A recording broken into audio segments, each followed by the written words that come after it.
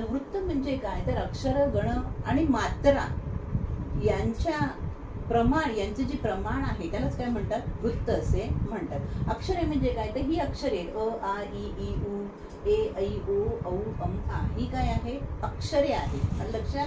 किंवा हे स्वर आहे क, ख, ग, ग ही सर्व मिळून काय बनलेली आहे, अक्षरे बनलेली आहे. तर गण म्हणजे काय तर गण म्हणजे तीन तीन अक्षरांचा जो गट पाडला जातो त्या गटालाच काय म्हणतात, गण असे म्हणतात. तीन अक्षरांचा जो गट पडतो त्याला गण असे म्हणतात.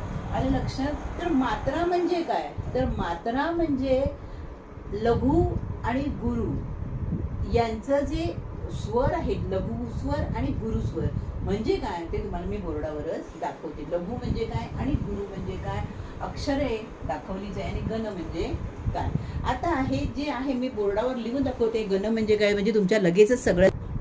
हे बघा मी हे काही बोर्डावर एक वाक्य दिलेलं आहे, सदा सर्वदा योग तुझा घडावा. त्याच्यातून तुम्हाला मी गण म्हणजे काय आणि मात्रा म्हणजे काय हे दोन्ही शिकवणार आहे. आता गण म्हणजे अक्षराचं तुम्हाला मी सांगितली, ह्या सर्वांना काय म्हणतात, अक्षरे.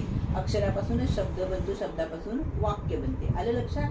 तर ही झाली अक्षरे. तर गण म्हणजे काय तर ज्यावेळी तीन तीन अक्षरांचा, तीन त्याच्यावर जास्ती नाही, तीन अक्षरांचा एक गट पडला जातो त्याला गण असे म्हणतात. म्हणजे 1 2 3 अगदी असं ना तर इथे दोनच इथे हे बनलेलं आहे वाक्य, सदा नाही, आपल्याला तीन अक्षरांचाच गट घ्यायचा असतो. नेहमी गट तीन अक्षरांचा होतो. सदा मग स पण याच्यामध्ये आला.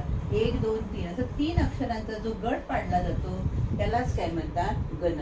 आता आपण शिकणार आहोत मात्रा, जे महत्वाचं आहे. तर मात्रा मी काय सांगितलं तुम्हाला, दोन प्रकारच्या असतात. एक असते लघु आणि दुसरं असते गुरु. लघुचं चिन्ह आहे ते इंग्रजी अक्षर जे यू आहे त्याप्रमाणे दाखवले जाते.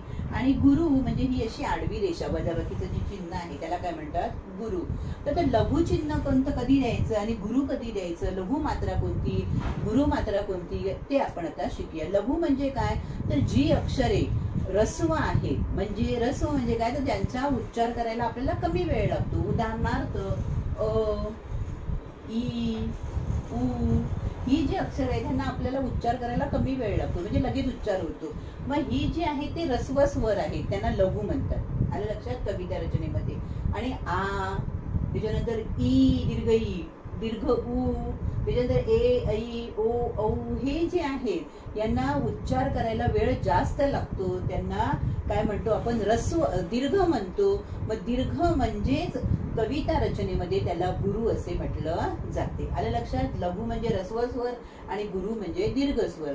लघुला वेळ कमी लागतो, गुरुला वेळ जास्त लागतो. लघुला हे चिन्ह दिलं जाते यू इंग्रजी अक्षरातलं, आणि गुरुला वजाबाकीचं किंवा आडवी रेष दिलं जाते. मग आता ही जी चिन्ह द्यायची आहे तुम्हाला ज्यावेळी मात्रा वगैरे सांगितल्या जातात, आलं लक्षात द्यायला, तर त्यावेळी काय सांगितलं, तीन तीनचे गट पाडायचे आणि तुम्हाला त्याच्यामध्ये मात्रा दाखवायची आहे. आता सांगितल्याप्रमाणे जसं अ, ई आणि उ हे स्वर आहे, पण ह्यांच्यापासून बनणारी जी अक्षरं आहेत, उदाहरणार्थ अ म्हणजे अ पासून तुम्ही क म्हणा किंवा फ ही अक्षरे बनतात. तर आ पासून का, खा, मग क ख आहे ना ते लघु, का खा आले ते काय झाले दीर्घ म्हणजे गुरु.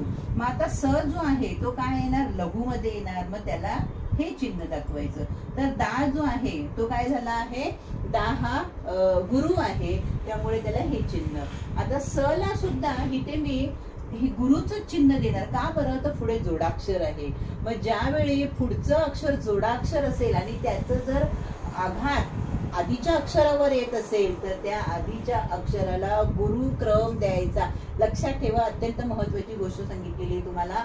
जर पुढे जोडाक्षर आहे आणि त्या जोडाक्षराचा उच्चार आघात जो आहे तो आधीच्या अक्षरावर येत असेल तर त्या आधीच्या अक्षराला गुरु मानावे आणि त्याला गुरुचं चिन्ह मात्रा द्यायची. आता हा व आहे हा लघुच येणार, हा दा गुरुच आहे, हा यो सुद्धा गुरु आहे, हा ग काय आहे लघु आहे, हा जो तू आहे तू रस्व आहे त्यामुळे तू जो सॉरी हा तू जो आहे तो दीर्घ आहे त्यामुळे ह्याला गुरु आला, झा म्हणजे गुरु आला. हा घ जो आहे हा घ काय आहे, लघु आहे, त्यामुळे त्याला लघु चिन्ह. डा आणि मा हे दोन्ही काय आहे, गुरु आहे. आलं लक्षात? त्यामुळे मी हा असा लघु आणि गुरुक्रम तुम्हाला दिलेला आहे.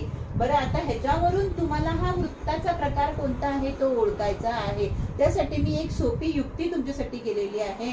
तुम्हाला फार जास्त काय लक्षात ठेवायला फार कठीण जातं. मग अशा वेळी मी इथे काय केली, ही वृत्तांची नावं लिहिलेली आहेत आणि प्रत्येक वृत्तामध्ये अक्षरे ठरलेलीच असतात. इंद्रवज्रा जे आहे त्या इंद्रवज्रामध्ये 11च अक्षरे येतात. आले लक्षात? जसं इथे किती आहेत बघा, 3-3चे मी 4 गट पडलेले आहेत, म्हणजे इथे 12 अक्षरे आलेली आहे. मग इथे तुम्हाला विचारलं जाते हा कोणता अक्षर गणवृत्त आहे, तर हा अक्षर गणवृत्त आहे भुजंग प्रयात. आले लक्षात? कारण ह्याच्यामध्ये 12 अक्षरे आहेत. मग तुम्हाला प्रत्येक वेळी विचार करत राहायला नको, त्यामुळे हा तक्ता पाठ करून ठेवायचे. जर इंद्र वज्र आहे तर त्याच्यामध्ये 11च अक्षरे येतात. भुजंग प्रयात मध्ये 12 अक्षरे येतात. वसंत तिलका जे आहे अक्षर गणवृत्त त्याच्यामध्ये 14 अक्षरे येतात. मालिनी जर असेल तर 15 अक्षरे येतात. हरिणी किंवा पृथ्वी जी आहे त्याच्यामध्ये 17 अक्षरे असतात. शार्दूल विक्रीडीमध्ये 19. म्हणजे हे जे शार्दूल विक्रीडी, भुजंग प्रयात, इंद्रवज्रा, मालिनी ही शक्यतो विचारली जातात तुम्हाला परीक्षेमध्ये. मग त्यांची तुम्ही अक्षरांची संख्या फक्त मोजून ठेवायची, तुमच्या लक्षात राहायला पाहिजे. ती लक्षात राहिली की तुम्ही लगेच कोणतं हे अक्षर गणवृत्त आहे ते लिहू शकता. मंदारमालामध्ये 22 अक्षरे येतात आणि सुमंदारमालामध्ये 23 अक्षरे येतात. ऐकी ना सोपी युक्ती. हे जर तुम्हाला पाठ असेल तर तुम्ही लगेच कोणतं अक्षर गणवृत्त ते तुम्ही ओळखू शकता. बरं, लघुगुरु कसं द्यायचं तेही तुम्हाला मी शिकवलेलं आहे. गण म्हणजे काय तेही शिकवलेलं आहे. आवडल्यास नक्की लाईक आणि शेअर करा. धन्यवाद.